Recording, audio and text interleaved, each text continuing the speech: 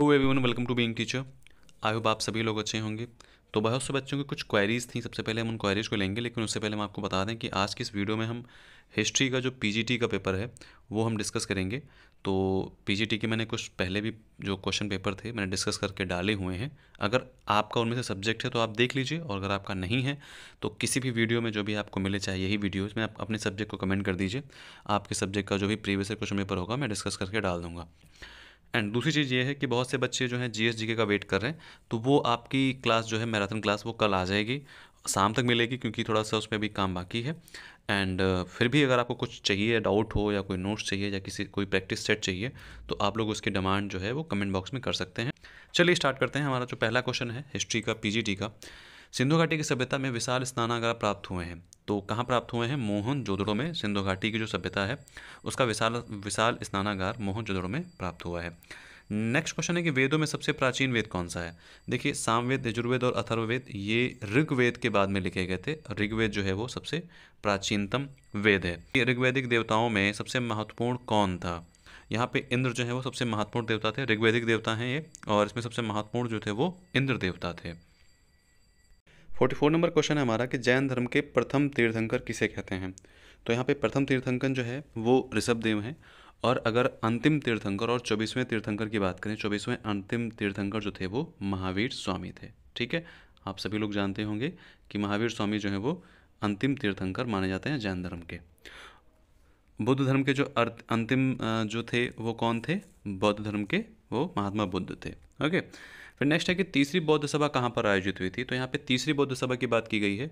तो हम पहली और दूसरी बौद्ध सभा की बात करें तो पहली बौद्ध सभा राजगृह में और दूसरी वैशाली में आयोजित हुई थी। और पाटलिपुत्र में जो है ये तीसरी बौद्ध सभा आयोजित की गई थी। मेगस्थनीज किसके शासनकाल में भारत आया था?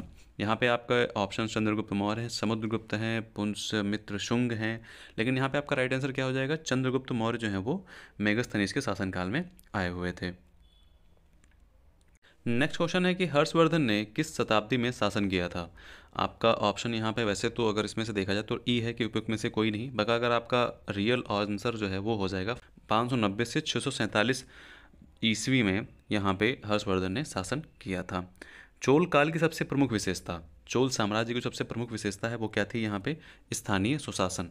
यहाँ पे स्थानीय सुशासन जो है चोल साम्राज्य का वो सबसे प्रमुख माना जाता है। चोल काल की सबसे प्रमुख विशेषता कौन थी? यहाँ पे आपके ऑप्शंस हैं शिक्षा व्यवस्था, भूमिकर और स्थानीय सुशासन।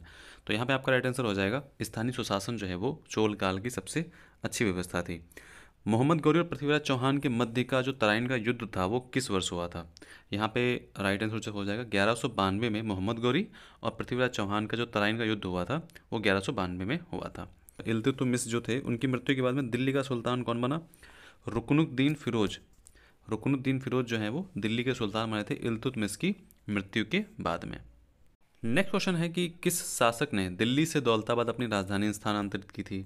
दिल्ली से दौलताबाद किस शासक ने अपनी राजधानी स्थानांतरित की थी? मोहम्मद बिन तुगलक ने दिल्ली से दौलताबाद जो है अपनी राजधानी बदली थी, स्थानांतरित की थी। विजयनगर साम्राज्य का सबसे महान शासक कौन था? इसमें राइट आंसर तो फिलहाल आपका ई है कि विजयनगर साम्राज्य का सबसे महान शासक कौन था, वो आपका राइट आंसर हो जाएगा कृष्णदेव राय। ये विजयनगर साम्राज्य के सबसे महान शासक हुए हैं। तबकात ए नासरी जो पुस्तक है ये किस ने लिखी है? तो मिनहाज उस सिराज, जो मिनहाज उस सिराज हैं इन्होंने तबकात ए नासरी पुस्तक लिखी है। इनमें से कौन चिश्ती सूफी मत से संबंधित नहीं है? जो चिश्ती सूफी मत है उससे कौन संबंधित नहीं है? तो ख्वाजा बकी बिल्लाह जो हैं ये चिश्ती सूफी मत से संबंधित नहीं है। बाकी निज़ामुद्दीन औलिया और शेख नसीरुद्दीन जो चिराग हैं ये चिश्ती सूफी मत से संबंधित माने जाते हैं। निम्नलिखित में से कौन सी एक तुलसीदास की रचना नहीं है? इसका राइट आंसर क्या हो जाएगा? साहित्य लहरी तुलसीदास की रचना नहीं है। अढ़ाई दिन का झोपड़ा वो किस शासक ने बनवाया था? कुतुबुद्दीन ऐबक ने अढ़ाई दिन का झोपड़ा बनवाया था। अलाउद्दीन खिलजी द्वारा बनवाया गया अलाई दरवाज़ा है, अलाउद्दीन खिलजी द्वारा जो अलाई दरवाज़ा बनाया गया वो कहाँ पे है? वो दिल्ली में है। ओके, किसके शासनकाल में मुगल चित्रकला अपने चरमोत्कर्ष पे थी? मतलब सबसे ज़्यादा जो प्रसिद्ध चित्रकला थी वो किसके शासनकाल में थी? तो बाबर के शासनकाल में सबसे प्रसिद्ध चित्रकला मानी जाती है। बाबर ने अपनी आत्मकथा किस भाषा में लिखी थी? तो तुर्की भाषा में बाबर ने अपनी आत्मकथा को लिखा था, तुजुके बाबरी। ठीक है, तुर्की भाषा में लिखा हुआ था। चौसा की लड़ाई जून 1539 ईस्वी में कौन पराजित हुआ था? जो चौसा की लड़ाई हुई थी 1939 में जून, उसमें कौन पराजित हुआ था? तो हुमायूं जो है उसमें पराजित हुए थे। 1575 ईस्वी में अकबर ने कहाँ पर इबादत खाना स्थापित किया था? तो फिलहाल तो इसमें राइट आंसर आपका है उपयुक्त में से कोई नहीं, इलाहाबाद, लाहौर, आगरा, कहीं पे भी नहीं। फतेहपुर सीकरी में जो है इबादत खाना, एक तरीके से कह सकते हैं कि दवा खाना स्थापित किया था।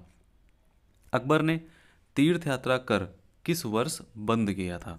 जो तीर्थ यात्रा कर है, जो हिंदुओं पे तीर्थ यात्रा कर लगाया जाता था, वो 1563 में अकबर ने बंद करवा दिया था।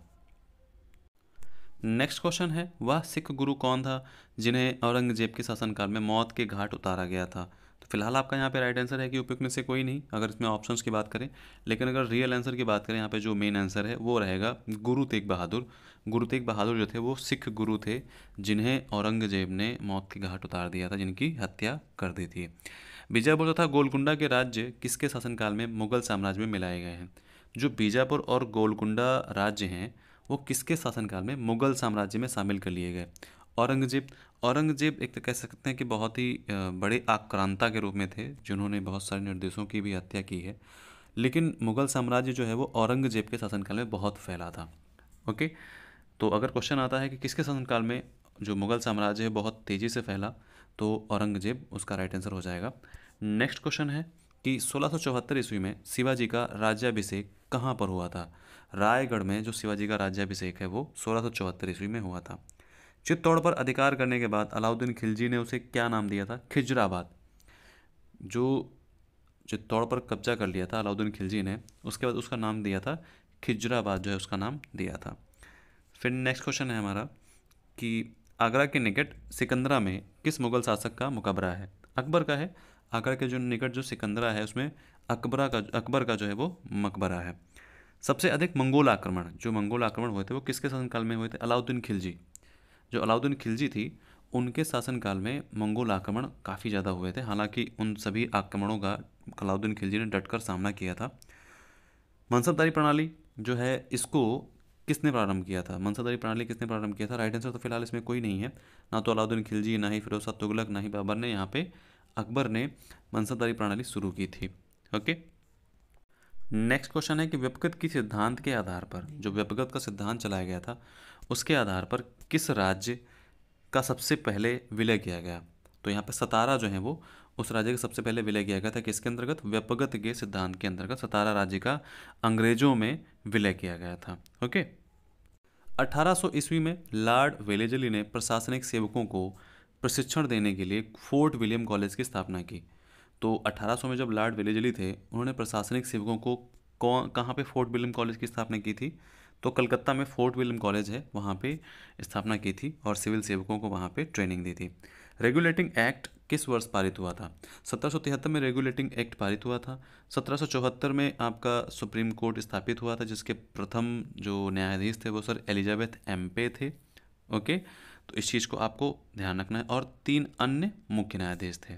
ठीक है, नेक्स्ट क्वेश्चन है कि सालबाई की संधि किस युद्ध की समाप्ति से हुई थी? तो प्रथम आंग्ल मराठा जो युद्ध हुआ था उसकी जो समाप्ति है वो सालबाई की संधि से ही हुई थी। नेक्स्ट क्वेश्चन हमारा है यहाँ पे कि कलकत्ता, जो कि अब कोलकाता है, वहाँ पे मेडिकल कॉलेज की स्थापना किसके द्वारा कराई गई थी? यहाँ पे आपका राइट आंसर हो जाएगा विलियम बेंटिक समिति बनाई गई थी और 28 जनवरी 1835 को इसकी स्थापना की गई थी। 28 जनवरी 1835 को इसका उद्घाटन हुआ था और उसी दिन इसकी स्थापना की गई थी। किसके द्वारा? विलियम बेंटिक समिति। कौन से? कोलकाता मेडिकल कॉलेज की। किस एक्ट के द्वारा ईसाई मिशनरियों को जो इनकी गतिविधियों थी उस पर लगी रुकावटों को हटा दिया गया था? देखिए, इसका मुझे राइट आंसर नहीं पता है, बट अगर ये हम कहें कि जो ईसाई मिशनरीज थे इनको जो छूट थी वो किस वर्ष दी गई थी, तो 1813 में इनको छूट दे दी गई थी कि आप आइए और यहाँ पे जो ईसाई धर्म का प्रचार प्रसार है वो करिए। लेकिन यहाँ पे क्वेश्चन क्या है, थोड़ा सा हो सकता है आप लोग देख लीजिएगा कि जो इसमें कहा गया कि जो गतिविधियाँ थी उन पर रुकावट लगा दी गई थी, उसको हटा दिया गया था। तो अब 1813 में तो इनकी शुरुआत हुई थी, लेकिन उन पर रुकावट कब लगी थी, फिर इनको हटाया कब गया था, ये आप लोग एक बार ज़रूर देख लीजिएगा, गूगल कर लीजिएगा। मैंने करी है लेकिन मुझे मिला नहीं, तो आप लोग फिलहाल खुद देख लीजिएगा। वेदों की ओर वापस चलो, ये किसका नारा था? दयानंद सरस्वती का वेदों की ओर वापस चलो का नारा दिया था। हमारा नेक्स्ट क्वेश्चन है, सत्य शोधक समाज इसकी स्थापना किसने की थी? ज्योतिबा राव फूले ने सत्यशोधक समाज की स्थापना की थी। इल्बर्ट बिल विवाद के समय में कौन वायसराय था? बहुत अच्छा क्वेश्चन है। लॉर्ड रिपन जो थे वो इल्बर्ट बिल विवाद हुआ था उसके समय में वायसराय थे। Poverty and un British rule in India किसके द्वारा लिखी गई थी?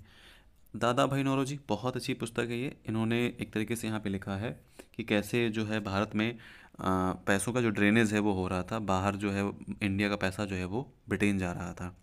1909 में कर्जन वायली किसके हाथों मारा गया था? जो कर्जन वायली थे वो किसके हाथों मारा गया था? 1909 में 1919 में 9 में मदन लाल ढींगरा के हाथों जो है वो कर्जन वायली मारा गया था। जलियांवाला बाग कब हुआ था? 13 अप्रैल सन 1919 में जलियांवाला बाग जो है ये हत्याकांड हुआ था। इसमें हजारों लोग मारे गए थे। फिर नेक्स्ट है कि भारतीय राष्ट्रीय कांग्रेस ने अपने किस अधिवेशन में पूर्ण स्वराज्य की प्राप्ति को अपना लक्ष्य घोषित किया था? कौन सा अधिवेशन था जिसमें जो हमारी भारतीय राष्ट्रीय कांग्रेस है, जो कि आज की कांग्रेस है, उसने पूर्ण स्वराज्य की प्राप्ति को अपना लक्ष्य घोषित किया था? मतलब ये हमारा टारगेट है। उन्होंने डिक्लेयर किया था कि पूर्ण स्वराज्य हमको चाहिए। तो लाहौर अधिवेशन हुआ था, वहाँ पे इनको जो है ये शपथ ली थी। हमारा नेक्स्ट क्वेश्चन है, किस दिनांक को नेताजी सुभाष चंद्र बोस ने स्वतंत्र भारत की अस्थायी सरकार बनाई थी? 21 अक्टूबर 1943 में इन्होंने अस्थायी सरकार बनाई थी और इन्होंने खुद को जो है देश का पीएम डिक्लेयर किया था। और इन्होंने एक पूरी सेना बनाई थी कि ये अंग्रेज़ों से लड़ते हुए जो है कहते हैं ना जीत प्राप्त करेंगे और अपनी सरकार बनाएंगे भारत देश में। और नेक्स्ट क्वेश्चन है हमारा, भारत की स्वतंत्रता के समय ब्रिटेन का प्रधानमंत्री कौन था? बहुत अच्छा क्वेश्चन है। क्लीमेंट एटली जो थे ये ब्रिटेन के प्रधानमंत्री थे। धर्म सुधार का अग्रदूत किसे कहते हैं? मार्टिन लूथर को धर्म सुधार का अग्रदूत कहते हैं। फिर नेक्स्ट क्वेश्चन है कि बोस्टन टी पार्टी, बहुत अच्छा क्वेश्चन है, इसका नेतृत्व किसने किया था? सैमुअल एडम्स ने इसका नेतृत्व किया था बोस्टन टी पार्टी का। जर्मनी का एकीकरण पूर्ण हुआ था कब? फ्रैंकफर्ट की संधि से जो है जर्मनी का एकीकरण पूरा हुआ था। पेरिस की शांति सम्मेलन, जो पेरिस का शांति सम्मेलन था 1919 में, उसमें फ्रांस का प्रतिनिधित्व किसने किया था? तो क्लेमेंसियो ने इसका प्रतिनिधित्व किया था पेरिस के शांति सम्मेलन में। नेक्स्ट हमारा क्वेश्चन है, किस देश ने पर्ल हार्बर स्थित संयुक्त राज्य अमेरिका ने नौसैनिक बेड़े पर दिसंबर 1941 का आक्रमण किया था? इस पर एक बहुत अच्छी मूवी बनी है पर्ल हार्बर, आप लोग चाहें तो देख सकते हैं। जापान ने नौसैनिक बेड़े पर दिसंबर 1941 में आक्रमण किया था और कहा जाता है कि 1941 में अटैक करने के बाद में यूएसए द्वितीय विश्व युद्ध में कूद गया था। द्वितीय विश्व युद्ध में यूएसए का भी एक तरीके से कह सकते हैं कि जो है शामिल हो गया था। फिर यूएसए और रसिया ने मिलकर के जापान को एकदम कह सकते हैं उनके घुटने टेकने पर मजबूर कर दिए थे। इंग्लैंड में 1918 के जन प्रतिनिधित्व अधिनियम द्वारा कुछ संपत्ति की योग्यताओं के होने पर, इंग्लैंड में 1918 के जन प्रतिनिधित्व अधिनियम द्वारा कुछ संपत्ति की योग्यताओं के होने पर कितनी आयु की स्त्रियों को मताधिकार प्राप्त किया गया था? तो यहाँ पे 30 जो है वो एज मानी गई थी कि जब ये ये कह सकते हैं जनप्रतिनिधित्व अधिनियम, जिसको हम आरपी एक्ट कहते हैं, रिप्रेजेंटेटिव एक्ट, इनको क्या कहते हैं? Representative of people act. Okay, तो यहाँ पे 1918 को आरपी एक्ट जो आया हुआ था, तो कितनी एज में किस एज में जो है स्त्रियों को मत देने का अधिकार प्रदान किया था? 30 वर्ष में इनको मत देने का अधिकार प्रदान किया था 1918 जो जनप्रतिनिधि एक्ट था उसके अंतर्गत। रोम में कुलीन वर्ग को किस नाम से जाने जाते थे? रोम में जो कुलीन वर्ग होता था, कुलीन वर्ग उनको कहते हैं जो काफ़ी एजुकेटेड और काफ़ी बड़े घराने के होते थे, उनको हम क्या कहते थे? पैट्रिशियन कहते थे। ठीक है, पैट्रिशियन कहते थे। यूरोप के किस देश में पुनर्जागरण के बाद नागरिक समाज प्रारंभ हुआ? यूरोप का कौन सा देश था जहाँ पे पुनर्जागरण हुआ और उसके बाद वहाँ पर नागरिक समाज प्रारंभ हुआ? इटली में नागरिक समाज जो है वो प्रारंभ हुआ था। इस युद्ध के बाद सिमोनोसेकी संधि हुई थी, तो यहाँ पे आपका राइट आंसर हो जाएगा चीन और जापान युद्ध जो है 1894-95। इस युद्ध की जो समाप्ति है वो सिमोनोसेकी संधि के बाद में हुई थी। फिर नेक्स्ट क्वेश्चन है कि यह श्वेत मनुष्य का कर्तव्य था कि अशिक्षित देशों को शिक्षित बनाए। ये किसने कहा था? रुडयार्ड किपलिंग ने कहा था कि जो श्वेत मनुष्य का कर्तव्य था कि अशिक्षित देशों को शिक्षित बनाया जाए। 95 नंबर क्वेश्चन है, किस भारतीय नेता का गुट निरपेक्ष आंदोलन की स्थापना में बहुत बड़ा हाथ था? गुट निरपेक्ष आंदोलन, ठीक है, किसका बहुत बड़ा हाथ था? तो जवाहरलाल नेहरू का इसमें बहुत बड़ा हाथ था। मतलब इन्होंने बहुत अपना योगदान दिया। उपनिवेशवाद का अंत किसके प्रयत्नों से संभव हुआ? तो उपनिवेशवाद का जो अंत है वो संयुक्त राष्ट्र संघ मतलब यूनाइटेड नेशन ऑर्गेनाइजेशन के माध्यम से जो है वो समाप्त हुआ। पूर्व ऐतिहासिक काल का प्रारंभिक भाग, पूर्व ऐतिहासिक मतलब जो है प्राचीन काल का जो प्रारंभिक भाग है उसको किस रूप में जाना जाता है? तो पुरापाषाण काल के रूप में हम जानते हैं। नेक्स्ट क्वेश्चन है, हड़प्पा लोगों के द्वारा किस पेड़ की पूजा की जाती थी? जो हड़प्पा काल के लोग थे उनके द्वारा किस पेड़ की पूजा की जाती थी? तो पीपल की जो है इसकी पूजा की जाती थी। फिर नेक्स्ट है कि बौद्ध धर्म हिंदू धर्म के अंदर एक सुधार आंदोलन था। जो बौद्ध धर्म था वो हिंदू धर्म के अंदर एक सुधार आंदोलन था। यह किसका कथन है? तो वीए स्मिथ ने इस स्टेटमेंट को दिया था कि जो हिंदू आंदोलन है उसके अंदर बौद्ध धर्म को उसको सुधार आंदोलन के रूप में मानते हैं। योग सूत्रों का श्रेय किसको जाता है? जो योग सूत्र हैं योग वगैरह उसका श्रेय पतंजलि को जाता है। 101 नंबर क्वेश्चन है, मुगलों के द्वारा बिहार के किस नगर को पुनर्विकसित किया गया था? बिहार का कौन सा नगर था जिसको हम मुगलों ने पुनर्विकसित किया था? पटना को उन्होंने पुनर्विकसित किया था। किस सुल्तान ने अपने आप को सिकंदर सानी, किस सुल्तान ने अपने आप को सिकंदर सानी के रूप में प्रस्तुत किया? तो अलाउद्दीन खिलजी ने सिकंदर सानी के रूप में अपने आप को प्रस्तुत किया। मनुष्य पैदा तो स्वतंत्र हुआ है लेकिन हर तरफ बेड़ियों में जकड़ा है, ये किस महानुभाव ने कहा था? तो रूसो ने कहा था इसको कि मनुष्य पैदा तो स्वतंत्र हुआ है लेकिन हर तरफ से जो है वो बेड़ियों में जकड़ा हुआ है। भारत में भू राजस्व संग्रहण की विभिन्न व्यवस्थाओं में से ईस्ट इंडिया कंपनी ने किसे प्रारंभ किया है? तीनों को प्रारंभ किया है इसमें, रैयतवाड़ी, महालवाड़ी और स्थायी बंदोबस्त, तीनों को यहाँ पे भू राजस्व संग्रहण जो है व्यवस्थाएं हैं कि मतलब जो कर टैक्स है, लैंड टैक्स है, वो उसके मतलब संग्रहण के लिए इसको शुरू किया था। भारतीय कृषि के व्यवसायीकरण ने ब्रिटिश पूंजीपति वर्ग को ही लाभान्वित किया लेकिन भारतीय कृषक वर्ग को नहीं, यह किसने कहा है? रजनी पामदत्त ने ये कहा है कि जो भारतीय कृषि के व्यवसायीकरण जब हुआ था तो उसको पूंजीपति जो मतलब पहले से ही अमीर थे उनको ही लाभान्वित किया है, ना कि जो भारतीय किसान हैं उनको। ब्रिटेन के औद्योगिक वर्ग की बढ़ती हुई शक्ति ही भारतीय हस्तकारी के निर्यात के पतन के लिए जिम्मेदार थी। ब्रिटेन के औद्योगिक वर्ग की बढ़ती हुई शक्ति ही भारतीय हस्तकारी के निर्यात के पतन के लिए जिम्मेदार थी। तो यहाँ पे आर देसाई ने ये स्टेटमेंट दिया हुआ है। फिर नेक्स्ट क्वेश्चन है हमारा, 1857 की क्रांति भारतीय स्वतंत्रता संग्राम का प्रथम युद्ध था, किसने कहा है? वी डी सावरकर ने कहा है। और आरसी मजूमदार ने पता है क्या कहा है? कि ना तो यह प्रथम स्वतंत्रता संग्राम था, ना ही ये क्रांति थी, ये ना ही ये विद्रोह था। अब मुझे नहीं पता वो कहना क्या चाहते हैं। हालांकि इनको जो है एक इतिहास लिखने के लिए सरकार की तरफ से कहा गया था लेकिन इन्होंने मना कर दिया। फिर इन्होंने अपनी एक पुस्तक निकाली थी, उस पुस्तक का मैं नाम अभी भूल रहा हूँ, मुझे याद था 1857 करके कोई पुस्तक का नाम था। इन्होंने अपनी पुस्तक निकाली तो और उसमें ये लिखा था कि जो प्रथम स्वतंत्रता संग्राम था ये ना प्रथम था ना ही ये स्वतंत्रता संग्राम था। इस तरीके से उन्होंने एक स्टेटमेंट दिया हुआ था। ओके, फिर नेक्स्ट हमारा क्वेश्चन है कि भारतीय युवकों को किसका संदेश था कि शक्तिशाली और निडर बनो? स्वामी विवेकानंद ने यह बात कही थी। किसने जागरूक हिंदुओं के विरुद्ध याचना का आयोजन किया जो सती के जलाने के पक्षधर थे? मतलब एक तरीके से बंद करवाया कि राजा राम मोहन राय ने इन जो सती को प्रथा थी उसको बंद करवाने के पक्ष में बहुत ही बड़ा अपना रोल निभाया है। कांग्रेस संगठन में उदारवादियों पर आक्रमण करने के लिए सुरक्षित वॉल्व सिद्धांत का प्रयोग किसने किया? लाला लाजपत राय ने जो है वो सुरक्षित वॉल्व सिद्धांत का जो प्रयोग है वो किया था। ये जो वर्ड है किसने किया था? लाला लाजपत राय ने। किसने कहा कि बंगाल विभाजन के बाद ही भारत में वास्तविक जागरूकता आई है? तो यहाँ पे महात्मा गांधी ने ये कहा है कि भाई जब बंगाल विभाजन हुआ है उसके बाद में ही भारत में जो वास्तविक जागरूकता है, जो रियल अवेयरनेस है वो आई है। नेक्स्ट क्वेश्चन है कि किस कांग्रेस अधिवेशन में यह निर्णय लिया गया कि प्रत्येक 26 जनवरी को स्वतंत्रता दिवस मनाया जाएगा? तो जहाँ पे पूर्ण स्वराज्य माना, अभी हम लोगों ने इस क्वेश्चन को हमने ऊपर डिस्कस किया थोड़ा सा दूसरे वे में, और यहाँ पे उन लोगों ने दूसरे वे में पूछा है क्योंकि वहाँ पे हम लोगों ने पूर्ण स्वराज्य की मांग की थी। तो ये सोचा गया कि भाई जब 26 जनवरी को हम क्या कहते हैं, जब संविधान को अपनाया गया था तो उसी दिन हम क्या कहते हैं कि गणतंत्र दिवस मनाते हैं। लेकिन यहाँ पे क्या था कि 26 जनवरी को स्वतंत्रता दिवस की अगर बात की जाए तो यहाँ पे लाहौर अधिवेशन में ये डिसाइड किया गया था कि 26 जनवरी को हम स्वतंत्रता दिवस मनाएंगे। अब अंग्रेजों ने जो है वो आज़ादी दे दी 15 अगस्त को, तो हम 15 अगस्त को ही अपना स्वतंत्रता दिवस मनाते हैं। तो हमने 26 जनवरी को क्या किया कि संविधान की स्थापना की और संविधान को हम उस दिन मनाते हैं। तो उसको हम क्या कहते हैं? गणतंत्र दिवस, रिपब्लिक डे। ब्रिटिश सरकार को उखाड़ फेंकने के लिए किसने एक हिंसात्मक भूमिगत आंदोलन को संगठित किया था? तो यहाँ पे आपके ऑप्शंस में राइट आंसर है उपयुक्त में से एक से अधिक। जयप्रकाश नारायण भी थे, राम मनोहर लोहिया भी थे और श्रीमती अरुणा आसफ अली भी इसमें शामिल थी।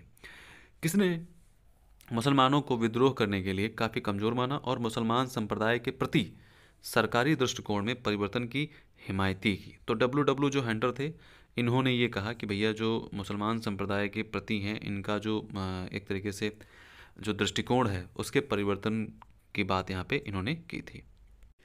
64 दिन की भूख हड़ताल के बाद जेल में जतिन दास की मृत्यु हुई। किस भारतीय नेता ने जतिन दास की प्रशंसा की थी? तो जवाहरलाल नेहरू ने जतिन दासी की प्रशंसा की थी। किसने आज़ाद हिंद फौज की कमान संभाली और इसे दिल्ली चलो की प्रसिद्ध घोषणा की? तो सुभाष चंद्र बोस, इन्होंने 1939 में फॉरवर्ड ब्लॉक की स्थापना की और उसके बाद में आज़ाद हिंद फौज की भी इन्होंने स्थापना की और कहा दिल्ली चलो। तो इसकी घोषणा किसने की थी? सुभाष चंद्र बोस ने। भारतीय संघ के साथ भारतीय राज्यों के एकीकरण में किसने महत्वपूर्ण भूमिका निभाई? तो सरदार वल्लभ भाई पटेल हैं, इन्होंने भारतीय संघ का जो एकीकरण हुआ था उसमें भूमिका निभाई है। प्रथम पंचवर्षीय योजना 1951 से 1956 केवल समर्पित थी किसको? कृषि विकास को समर्पित थी, क्योंकि हम लोगों ने हाल ही में जो है उससे पहले एक अकाल देखा हुआ था, तो इसीलिए कृषि विकास को लेकर के, कृषि डेवलपमेंट को लेकर के, एग्रीकल्चर डेवलपमेंट को लेकर के बहुत ज़्यादा प्रयास किए जा रहे थे। 1961 में बेलग्रेड में गुटनिरपेक्ष आंदोलन का प्रथम सम्मेलन हुआ जिसमें कितने देशों ने भाग लिया? जो गुटनिरपेक्ष आंदोलन था उसमें ऐसे लोग शामिल थे जो कि मतलब ना ही पश्चिम में थे, ना ही वो रशिया के साइड में थे, ना ही वो वेस्टर्न जो अमेरिका है उसके साइड में थे। तो जो आंदोलन हुआ था उसमें कितने देश शामिल हुए थे? 25 देशों ने भाग लिया था। नेक्स्ट क्वेश्चन है, हमारे जीवन में एक प्रकाश चला गया है और चारों तरफ अंधेरा ही अंधेरा है, राष्ट्रपिता अब नहीं रहे। महात्मा गांधी की मृत्यु पर यह शब्द किसने कहे थे? बेशक जवाहरलाल नेहरू ने ही ये शब्द कहे हैं।